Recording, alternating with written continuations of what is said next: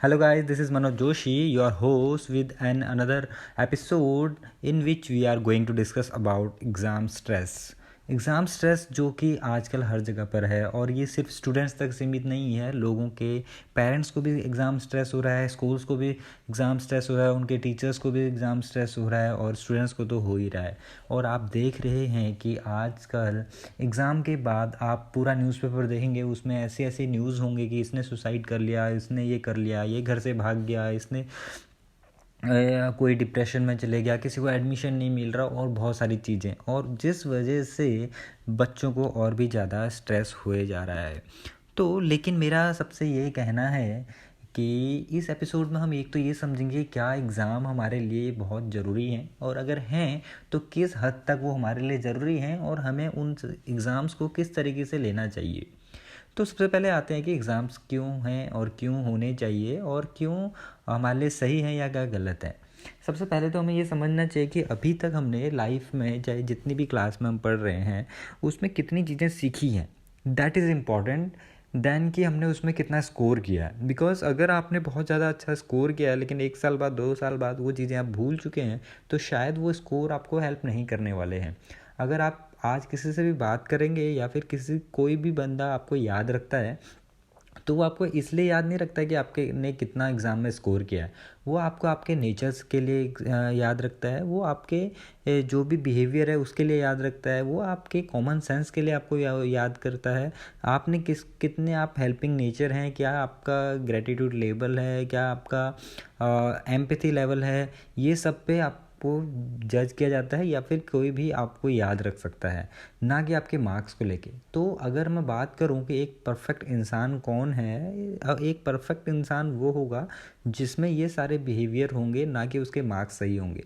क्योंकि मार्क्स सिर्फ ये तय करते हैं कि इसने इसमें कितना स्कोर किया है, लेकिन अगर हम उसके ओवरऑल पर्सनैलिटी देखें या फिर ओवरऑल उसने अपनी लाइफ में क्या अचीव किया है, वो उसके बिहेवियर से, उसके एटीट्यूड से, उसकी पर्सनैलिटी से और उसके वे ऑफ थिंकिंग से डिफ़ाइन किया जाता है। तो पहली बात तो क्लियर हो गई कि एग्ज़ाम से आपको जज नहीं किया जा सकता कि आप कैसे इंसान हैं। तो आप बहुत अच्छे इंसान हो सकते हैं, लेकिन हो सकता है कि आपके उस टाइम पे मार्क्स नहीं आए, लेकिन बाकी चीज़ में आप देखा जाएंगे तो आप बहुत ही बेटर हो सकते हैं। दूसरी चीज़, क्या एग्ज़ाम ये डिसाइड करते हैं कि आप आगे सक्सेस होंगे या नहीं होंगे।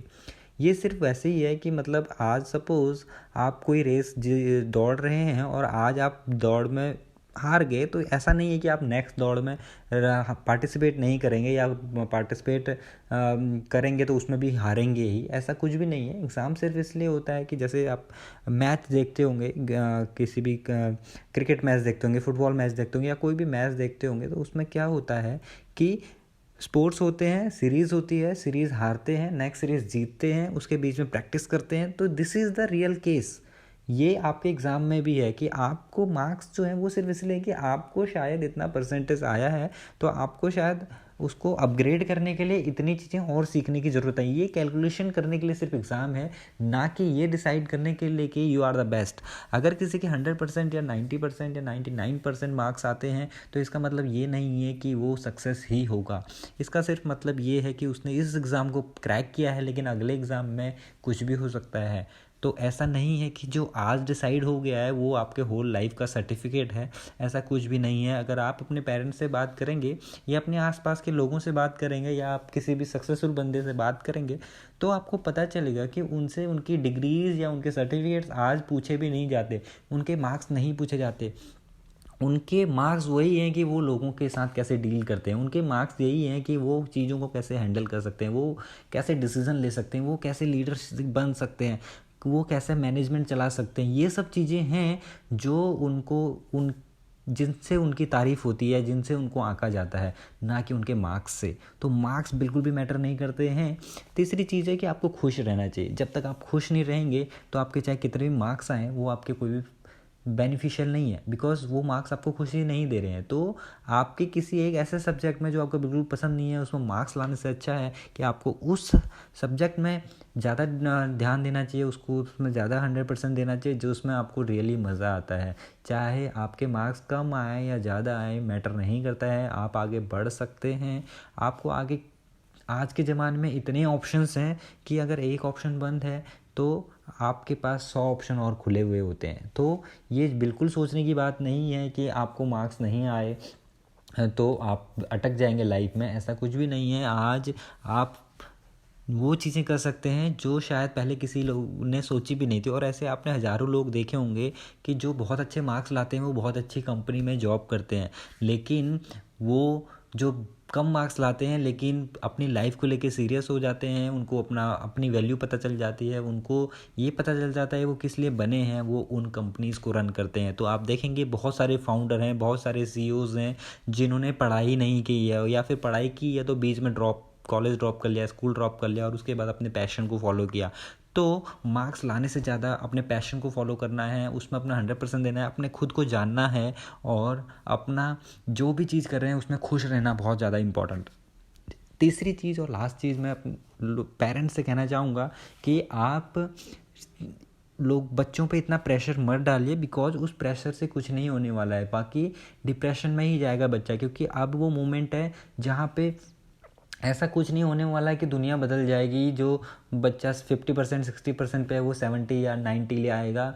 अब उसको ये ज़रूरत है कि जो उसने सीखा है उसको सही से एग्जीक्यूट करना, उसको सही से पेपर में लिख के आना। बिकॉज जो प्रेशर आप बच्चे पे देते हैं उसकी वजह से जितना उसे आता है वो उतना भी पेपर में नहीं लिख के आ पाता, बिकॉज उसके माइंड में हमेशा ये चलता रहता है कि मेरे मार्क्स नहीं आएंगे, मैं गलत तो नहीं लिख दूंगा, मुझे याद नहीं हो रहा, ऐसे ऐसे बहुत सारे नेगेटिव थॉट्स आ रहे हैं। तो आपको उसका ध्यान रखने की ज़रूरत है, उसे खुश रखें, उसको बच्चे को ऐसे रिफ्रेशमेंट देते रहें, उसको ज़्यादा से ज़्यादा पानी पीने के लिए बोलिए, उसको बीच बीच में ब्रेक लेने के लिए बोलिए, उसको बोलें कि मार्क्स इतनी इंपॉर्टेंट नहीं है, बट यू और ट्राई योर बेस्ट, अपना 100% दो। बट अगर उसमें आपको मार्क्स नहीं भी आते हैं तो it doesn't matter, your happiness is more than anything. आप खुश रहो और खुश रह के ही आप आगे कुछ कर सकते हैं। बिकॉज जो बच्चा खुश नहीं है वो आगे चाहे कितनी भी मेहनत कर ले उसको वो रिजल्ट्स नहीं आएंगे।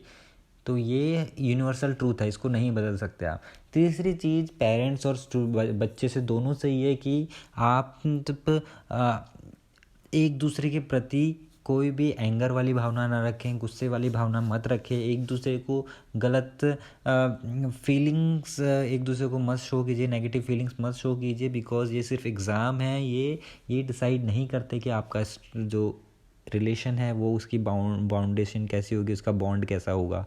बिकॉज आप दोनों ही एक दूसरे को प्यार करते हैं और आप दोनों ही एक दूसरे के अच्छे के लिए जो भी कर रहे हैं वो कर रहे हैं। तो अगर आप दोनों मिलके इस एग्ज़ाम के फियर को से लड़ेंगे तो शायद वो फियर भी नहीं रहेगा और आप इस एग्ज़ाम में बेटर रिजल्ट भी ला पाएंगे।